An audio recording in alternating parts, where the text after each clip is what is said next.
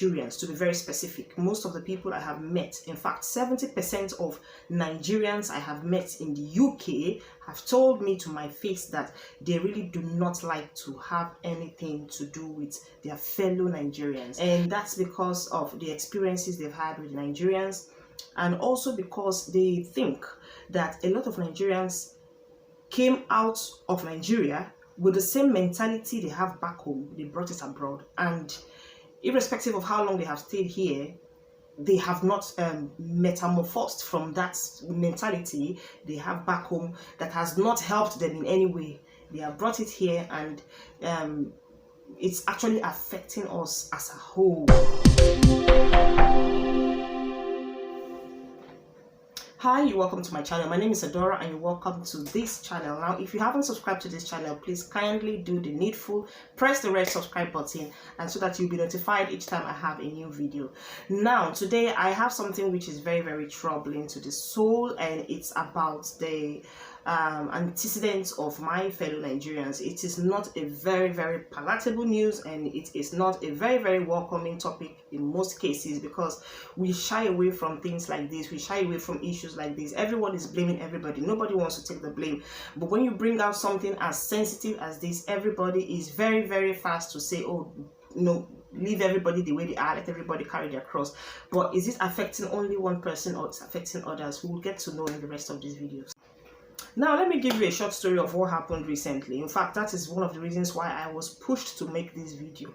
I was on a bus. I was going somewhere, and immediately I entered this bus. Immediately I got on the bus, I sat down. Not up to a minute, I heard some people discussing behind me, just at the very back of the bus, back seats in the bus. They were talking and they were laughing on top of their voices, and they were discussing. And so I had to look back to, I was like, yeah, from the tone of their voices, I knew these are blacks. No mistake. I knew they were blacks. And to some extent, I believed they were Nigerians, because we as Nigerians, whenever we talk, it's very, very easy to detect us. It's very easy to, say, okay, this person, from this person's accent, we have this genuine accent about us. There's this accent that is just very unique to us, in particular as Nigerians. So I heard them discuss and laugh and talk in loud tones. I just knew they were Nigerians. But to be very, very sure that I was not making a mistake, I decided to look back. So I turned around. I saw these two ladies. They were actually sitting next to each other at the back of the bus, and they were talking and laughing on top of their voices. Now, let me make this clear. This was like about 8:15 in the morning, and now at this time, the buses are usually full with people going to work and students going to school. They are usually full buses. At some point, you can even see people standing on the buses, just to tell you how full these buses can be. And as full as this bus was that morning, as tight as it was that morning, we had two ladies gisting on top of their voices, laughing and shouting and this. I was like, oh my God. Immediately I heard their voices. So I just said to myself, oh God, I wish it is possible for me to get down now and wait for another bus. But it's just that I was just in a hurry, so I couldn't do that. So these women were talking and discussing and laughing, and I had to look around. A lot of people were uncomfortable with it, but nobody actually wanted to say anything. Nobody wanted to speak out, because in such cases, a lot of people want to be careful. Now, if the whites actually speak out to say, oh, can you reduce your voice or something like that, the same noisemakers in that bus were going to be the ones to raise alarm and say, oh, racism, and he told me to shut up, told me to keep quiet, blah, blah, blah, blah, blah. They were going to turn it around, because that's what we're very, very fond of doing. We Nigerians, we are very fond of apportioning blames to others. We don't ever see ourselves, to be at fault. We don't ever believe that we can make mistakes. We always point accusing fingers to others. We always point blames to others. We always make others want to make others pay for our own sins, serve the punishment for our own sins. So at this point, I noticed that the white people around these Nigerians, they were uncomfortable. At some point, there was even a lady, an old woman who was very close to them, who stood up from her chair and went forward to the bus to stand. She preferred to stand, but just stay away from them because they were making noise. And at this point, I expected these two ladies to use their number 7, to use their sense, to understand that someone just stood up from her seat and moved away from you because she felt uncomfortable with the noise. But for where? They carried on talking and laughing and gisting, speaking pidgin, and even speaking their native language, which I'm not going to be talking about here before people will now say it's a tribal issue. Speaking on top of their voices, shouting, laughing. And at some point, I was boiling. Number one, I was so ashamed. I was ashamed to be a black person on that bus. I felt like, God, I just wish the bus would just stop, and these women would just get out of the bus. They were talking and gisting and shouting, and people, it was very obvious that people were uncomfortable. I, for one, I was in front of the bus, but I was very uncomfortable. Even where I was seated, the noise there, the distraction was too much. I was uncomfortable, let alone people that were sitting around them. So when this noise became too much, the bus driver had to stop the bus and caution them. He actually said, he said, so I can't remember exactly the words he used, but he was like, ladies, you are not the only ones on the bus. You are distracting others with your noise. Can you please tone it down a little? That was all this man said. And the next thing, these women brought out the Nigerianness in them. They brought out the Agberoism in them. And they started talking. They started asking the man, are we the only ones in the bus talking? Are we the only ones sitting down here? Are we the only ones talking? Can't you look around and see that other people are talking? Are we talking with your mouth? Are we shouting? And the man was like, I'm only asking you to tone down your voices, because out of everybody on this bus, you are the only ones making noise. And these women started becoming defensive, trying to put themselves in the right when it was very obvious they were in the wrong. Trying to make it look like, out of everybody here, it's only us you saw. It's only us you're going to blame for talking. Are you saying we don't have the right to talk? And that was when they remembered all the rights and freedoms they had in this world. We have freedom of expression. We have freedom of speech. We have freedom of talking. We have freedom of gossiping. We have freedom of making all the rights and freedoms they remembered. They started to bring them out that very day. And I was waiting for one thing. I knew it was going to come out. I was just waiting. And they didn't surprise me. Or rather, they did not disappoint me. The next thing they said, is it because we are blacks? And immediately I was like, I knew they were going to come to that. We are very, very fond of using this line. Is it because I'm a black person? We are very fond of using this line to defend ourselves, even when we are acting in a foolish manner, even when we are acting in a stupid manner, even when we are showing ourselves negatively to the world. We are very, because we think that once you just throw that line out to people of other colors, is it because I'm, black? The next thing, they will just shy away because nobody wants to be called a racist. So they will just shy away from the discussion or from the argument and let you be. So it will not look as if you have won. My dear, if you are fond of using that line, is it because I'm black? You did not win. Or it doesn't mean you're a winner in every situation. It means that you are just being stupid. When you are wrong, accept the fact that you are wrong. Forget about color. Forget about the color of your skin. Forget about where you come from. Whether it's a first world country or a third world country or is a 10th world country or the 20th or whatever. Put that aside and face the matter on ground. These women were behaving like little children that they just gave sweet lollipops to, and they were overexcited at the back of the bus. Now, a lot of people were on this bus who have felt very uncomfortable. I, for one, I felt like going to the back of the bus and pulling them by their collars and throwing them out through the window, honestly speaking. But someone had the courtesy to actually tell them to tone down their voices a bit. And they got offended. They got really offended and they started speaking up their voices. And at the end of the day, the bus driver, he was so uncomfortable with, the way they were talking and yabbing and blah, blah, blah, blah, blah. So he told them, listen, it's either you tone down your voices or you get off the bus. It was at that point that, it now dawned on them that, this man is not backing off. If we're not careful, he's actually going to ask us to leave the bus. And that was when they kept quiet. And so we had to enjoy the remaining part of the journey in peace.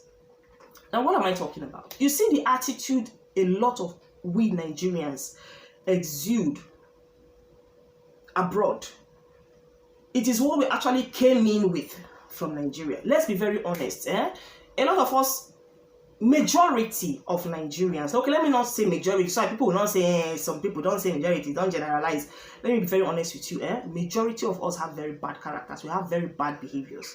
Very, very, very bad, absurd behaviors. And the funny thing about it is that we do not like to hear the truth. When someone is trying to tell us the truth about what we do that we shouldn't be doing, we immediately attack them, making it believe, making ourselves believe we're right and they're wrong, making it look like, oh, why is she attacking me? Why is he attacking me? What's wrong with what I'm doing and all that? The fact is that when you are in Rome, you behave like the Romans. Forget that idea of I'm a typical African person, I'm a typical Nigerian man, I am a cultural person, I'm a traditional man, so nobody should tell me how to do, nobody should tell me how to act. Listen, no matter how traditional or how cultural you are back from home, when you get to UK, when you get to Canada, when you get to America, Australia, Dubai, wherever you find yourself, you better throw that your identity a little bit to one corner and act according to the norm that governs that particular country you have found yourself. Nobody is saying you should push your identity under your shoes. What I'm saying is put it to the side a little bit and act according to the norm.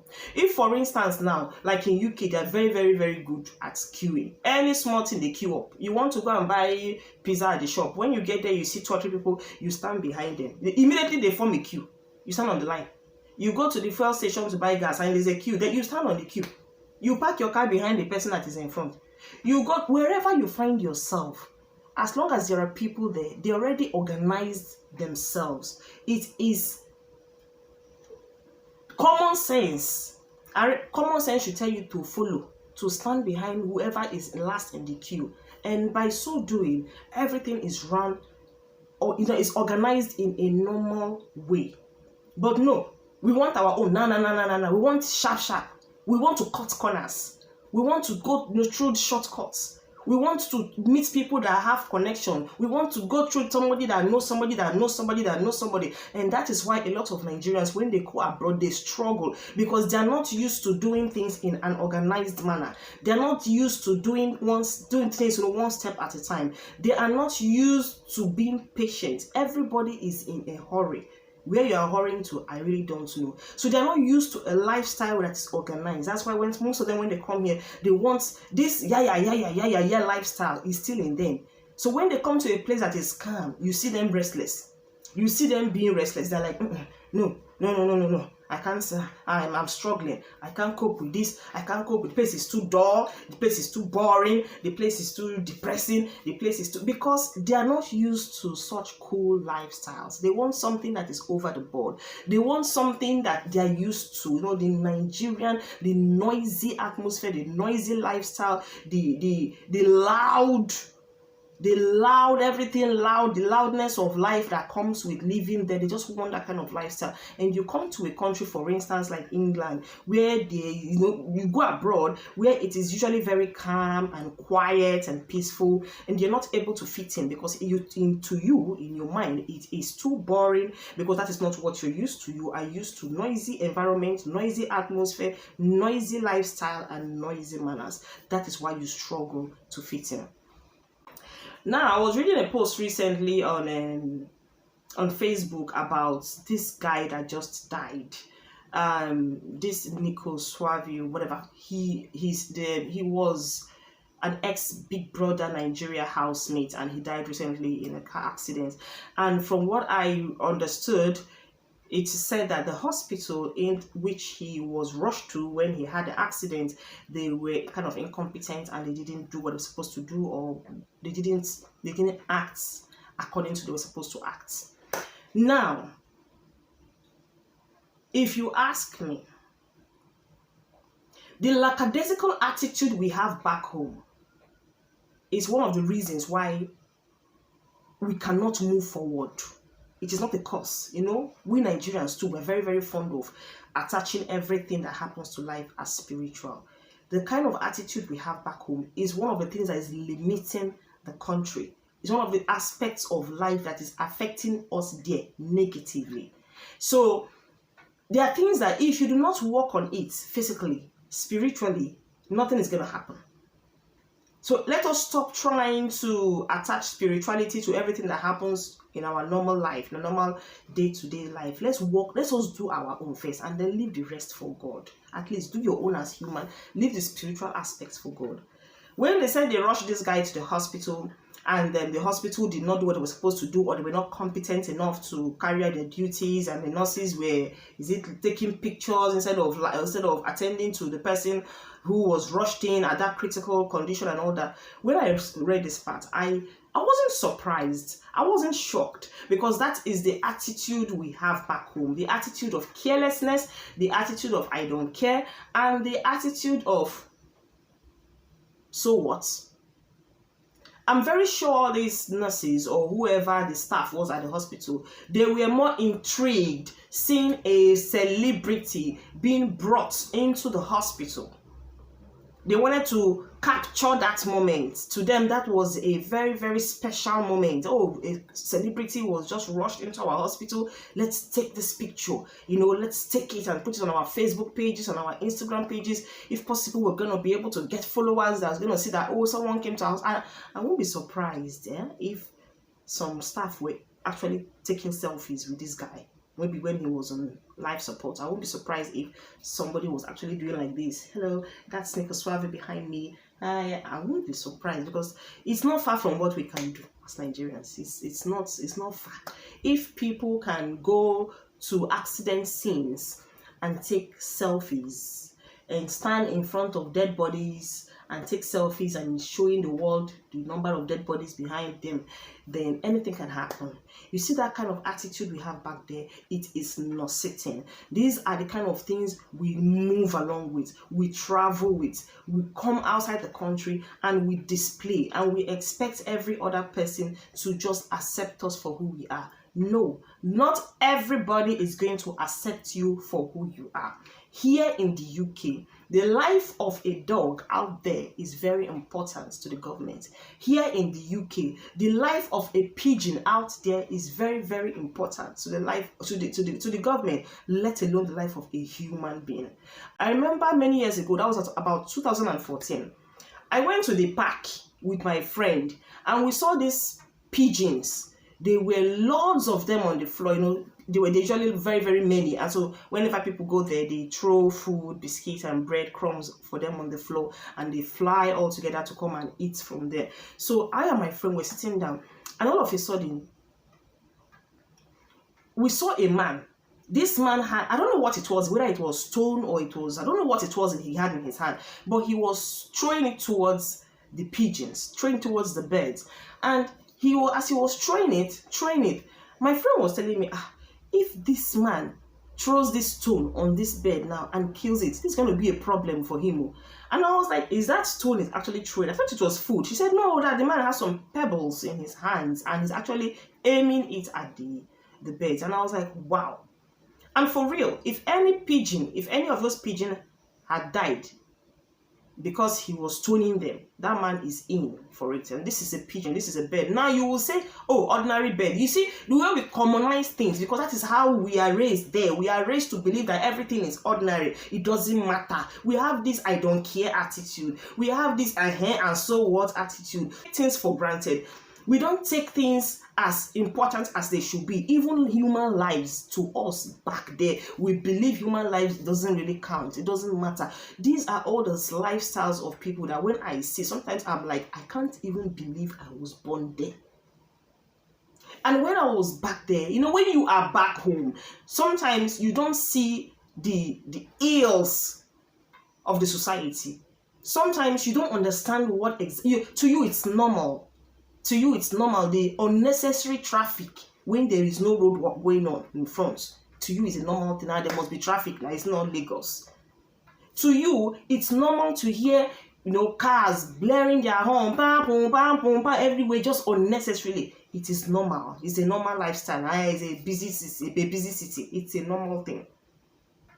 To us, it is normal when we see cars, or when we see houses or buildings or churches bring out their speakers to the road and they are blasting music Or you see these shops that sell music and DVDs and all that. Everybody brings out their speakers out on the road and they are blasting music. The building beside you has one speaker on the road. The one by your right has another speaker on the road. The one in front of you, everywhere, different kinds of songs and music, and everywhere is noisy and you cannot rest your head. You try to go to your bedroom to sleep. The noise from the vulcanizer beside you, bang, bang, bang, bang, bang, is coming out there. Then maybe another house beside you has a mechanic workshop that is doing their own, and maybe the one beside you has, the whole place is like, goodness.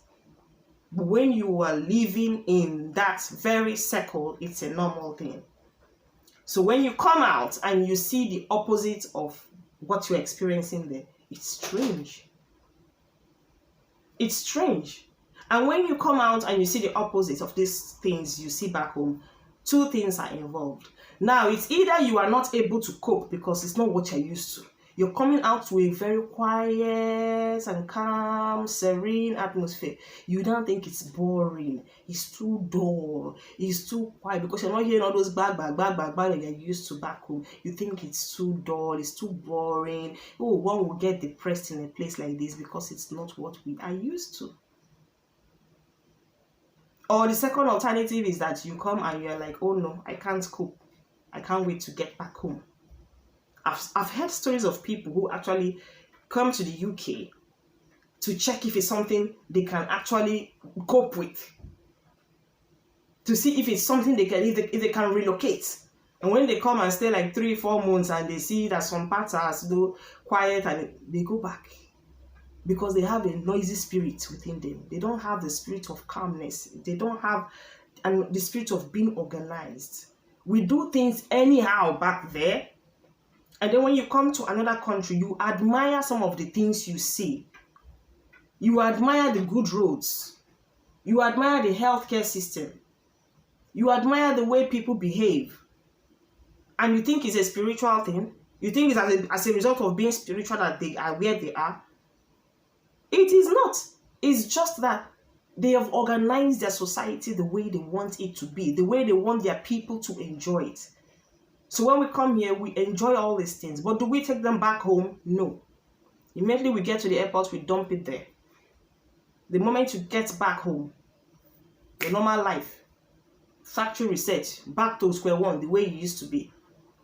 So that is why I said, we as Nigerians, we have a lot of work to do to ourselves and with ourselves. When you go abroad and you see people who do not, you see Nigerians, I'm not talking about non-Nigerians, you see Nigerians who say they don't want to have anything to do with Nigerians, or they don't want to live in neighborhoods where there are lots of Nigerians, or they don't even want to work with Nigerians. Don't blame them. Don't just let them be. Don't blame them because they have reasons for saying this. Not everybody wants to still be carried along in that. I don't know how to even explain it, but when you see such people that say they don't want having to do with Nigerians, I beg, just respect their opinion and move on.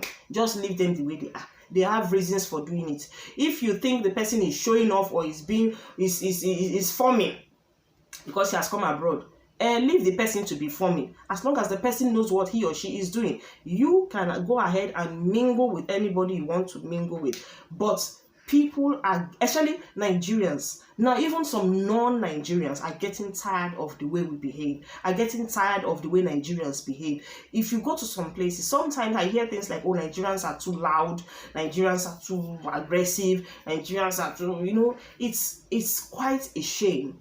But is it good? Is it a positive thing we're doing to ourselves? Is it helping us in any way? The answer is not really. Because it's kind of detrimental to where we come from and to us as a people. I won't really say it's of any advantage being the way we are. Honestly speaking, it's not. So we should try as much as possible to tone it down a little. Another thing that I am kind of struggling with, or a lot of people are struggling with, and to be very honest with us, we should really work on, is the aspect of us spoiling anything we put our hand. Anywhere we enter, we want to spoil it. Whatever the other people are doing, once Nigerians enter there, they will just scatter the thing. They will just spoil the thing.